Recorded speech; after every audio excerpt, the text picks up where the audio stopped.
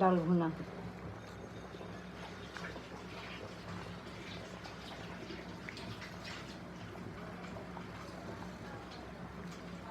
কাঁচামরিচ কয়টা ফাটাই দিয়ে দাম, তো শুধু শুকনা মরিচ গুঁড়া দিচ্ছি, কয়টা কাঁচামরিচ ফাটাই দিয়ে দাম।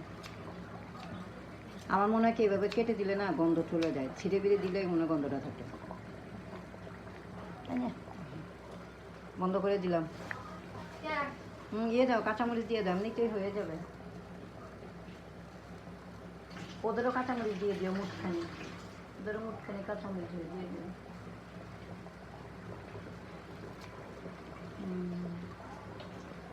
কাঁচামরিচ দিচ্ছি, এই যে ফালি ফালি করে কেটে দিলে ঝালটা পুরো বের হয়।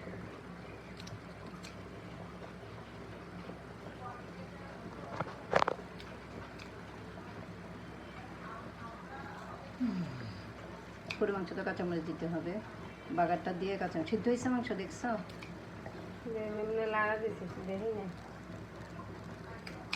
একদম ঝাল হবে, সুন্দর হবে, টেস্ট লাগবে খেতে। ব্যাস